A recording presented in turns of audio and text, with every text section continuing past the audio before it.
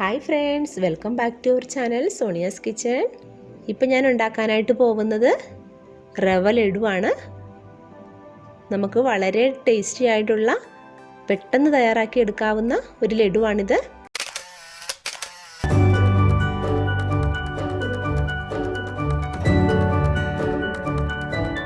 അപ്പോൾ ഈ ലഡുവിനായിട്ട് ഞാനിവിടെ 250 ഗ്രാം റവയാണ് എടുത്തിരിക്കുന്നത്. പിന്നെ ഇതിലേക്ക് ചേർക്കാനായിട്ട് വേണ്ടത് തേങ്ങ, കാഷ്യൂനട്ട്, കിസ്മിസ്, ഇപ്പം ഏലക്കാപ്പൊടി, ഷുഗർ, നെയ്യ്. ഇപ്പോൾ തേങ്ങയുടെ അളവെന്ന് പറഞ്ഞാൽ ഞാനിപ്പോൾ ഒരു 1/4 കപ്പ് തേങ്ങ ഇവിടെ എടുത്തിട്ടുള്ളൂ.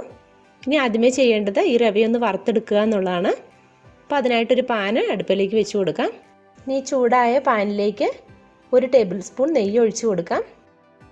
നെയ്യ് ചൂടായി കഴിയുമ്പോഴേക്കും ഇതിലേക്ക് ഈ കാഷ്യൂനട്ടും കിസ്മിസും കൂടി ഒന്ന് വറുത്ത് കോരിയെടുക്കാം. അപ്പോൾ നമ്മുടെ കയ്യിൽ വീട്ടിൽ കിസ്മിസും കാഷ്യൂനട്ടും ഒന്നും ഇല്ലയെന്നുണ്ടെങ്കിൽ ചേർക്കണമെന്ന് നിർബന്ധമില്ല. നമ്മൾ ആ ഒരു ടേസ്റ്റിന്, എക്സ്ട്രാ ടേസ്റ്റിന് വേണ്ടി അത് ചേർക്കുന്നതേ ഉള്ളൂ. അപ്പോൾ നിങ്ങളുടെ കയ്യിൽ ഇല്ലെങ്കിലും നിങ്ങൾക്ക് നല്ല രുചികരമായിട്ടുള്ള ലഡു ബാക്കിയുള്ള സാധനങ്ങൾ വെച്ചുകൊണ്ട് ഉണ്ടാക്കിയെടുക്കാനായിട്ട് പറ്റും. ഇനി വേറൊരു പാനിലേക്ക് ഈ റവയൊന്ന് വറുത്തെടുക്കാം. അപ്പോൾ റവ വറക്കുമ്പോൾ വെച്ചാൽ ലോ ഫ്ലെയിമിൽ ഇട്ടിട്ട് വേണം വറുത്തെടുക്കാനായിട്ട്.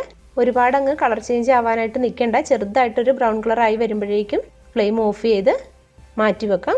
അപ്പോൾ ഈ റവ ഈ ഒരു കളറിലായിട്ടുണ്ട്, ചെറുതായിട്ട് കളറൊക്കെ ചേഞ്ചായി വരുന്നുണ്ട്. ഇനി ഞാനിപ്പോൾ ഇത് ഫ്ലെയിം ഓഫ് ചെയ്ത് മാറ്റി വെക്കുകയാണ് അടുപ്പിൽ നിന്ന്. പിന്നെ നമുക്ക് ചെയ്യാനുള്ളതെന്ന് വെച്ചാൽ ആ ഷുഗർ ഒന്ന് മെൽറ്റ് ചെയ്തെടുക്കാനാണ്. ഞാനിവിടെ 1/4 കപ്പ് ഷുഗറാണ് എടുത്തിരിക്കുന്നത്. 1/4 കപ്പ് എന്ന് പറയുന്നത് എൻ്റെ മെഷറിംഗ് കപ്പ് 60 ml ആണ് 1/4 കപ്പ്. അപ്പം അതിലൊരു കപ്പ് ഷുഗർ, അതൊന്ന് മെൽറ്റ് ആവാനായിട്ട് ഇതിലേക്ക് അത്രയും തന്നെ വെള്ളവും കൂടി ഒഴിച്ചു കൊടുക്കാം. ഇനി ഇതൊന്ന് നന്നായിട്ട് മെൽറ്റായി വരണം. ഇപ്പോൾ ഈ ഷുഗറൊക്കെ മെൽറ്റായി വന്നിട്ടുണ്ട്. ഇനി ഇതിലേക്ക് ഈ തേങ്ങ ഇട്ട് കൊടുക്കാം. ഇനി ഇതിലേക്ക് വറുത്തെടുത്ത് വെച്ചിരുന്ന റവ, ഏലക്ക ഇതുകൂടി ചേർത്ത് ഒന്നുകൂടി നന്നായിട്ട് ഇളക്കിയെടുക്കാം.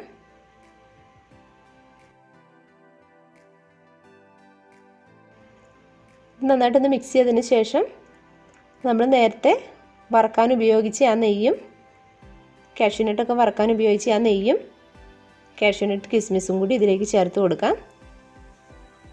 ഇനി ഇതെല്ലാം കൂടി നന്നായിട്ട് മിക്സ് ചെയ്യുക. അപ്പോൾ ഇത് നല്ല ചൂടാണ്. അപ്പോൾ ഫ്ലെയിം ഓഫ് ചെയ്ത് വെച്ചിരിക്കുക.